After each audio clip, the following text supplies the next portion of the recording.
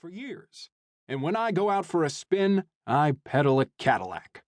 The wolf is a long way from my door, and I think any one of you can say the same, right?" The hand of our director of market research shot up, and Fowler nodded at him. "Yes, Matthew?" Matt Runstead knows which side his bread is oiled on. He glared belligerently around the table. "I just want to go on record as agreeing with Mr. Schocken, 100%, all the way," he snapped. Fowler Schocken inclined his head. "Thank you, Matthew," and he meant it. It took him a moment before he could go on. "We all know," he said, "what put us where we are. We remember the Starzelius Verily account and how we put Indiastries on the map, the first spherical trust, merging a whole subcontinent into a single manufacturing complex. Schock and Associates pioneered on both of them. Nobody can say we were floating with the tide, but that's behind us. Men, I want to know something. You can tell me truthfully, are we getting soft?" He took time to look at each of our faces searchingly, ignoring the forest of hands in the air. God help me, mine was right up there too. Then he waved to the man at his right. "You first, Ben," he said. Ben Winston stood up and baritoned. "Speaking for industrial anthropology, no. Listen to today's progress report. You'll get it in the noon bulletin, but let me brief you now. According to the midnight indices, all primary schools east of the Mississippi are now using our packaging recommendation for the school lunch program: soya burgers and regenerated steak." There wasn't a man around the table who didn't shudder at the thought of soya burgers and regenerated steak. "Are packed in containers the same shade of green as the universal products. But the candy, ice cream, and kitty butt cigarette ration are wrapped in colorful Starzelius red. When those kids grow up," he lifted his eyes exultantly from his notes. "According to our extrapolation, 15 years from now, universal products will be broke, bankrupt, and off the market entirely." He sat down in a wave of applause.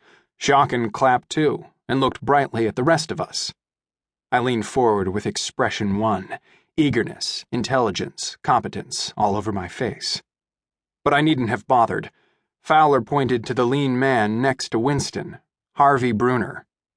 "I don't have to tell you men that point of sale has its special problems," Harvey said, puffing his thin cheeks. "I swear the whole damn government must be infiltrated with consies. You know what they've done. They outlawed compulsive subsonics in our oral advertising. But we've bounced back with a list of semantic cue words that tie in with every basic trauma and neuroses in American life today. They listened to the safety cranks and stopped us from projecting our messages on air car windows. But we bounced back. Lab tells me," he nodded to our director of research across the table, "that soon we'll be testing a system that projects directly on the retina of the eye. And not only that, but we're going forward. As an example, I want to mention the Copyist Pro—" He broke off. "Excuse me, Mr. Schocken," he whispered. "Has security checked this room?" Fowler Schocken nodded. "Absolutely clean. Nothing but the usual State Department and House of Representatives spy mics. And of course, we're feeding a canned playback into them." Harvey relaxed again. "Well, about this Copyist," he said. "We're sampling it in 15 key cities. It's the usual offer, a 13-week supply of Copyist, $1,000 in cash, and a weekend vacation on the Ligurian Riviera to everybody who comes in. But, and here's what makes this campaign truly great, in my estimation, each sample of Copyist contains 3 milligrams of a simple alkaloid.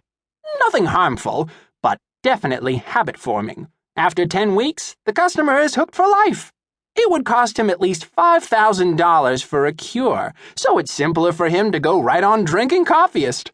3 cups with every meal and a pot beside his bed at night, just as it says on the jar."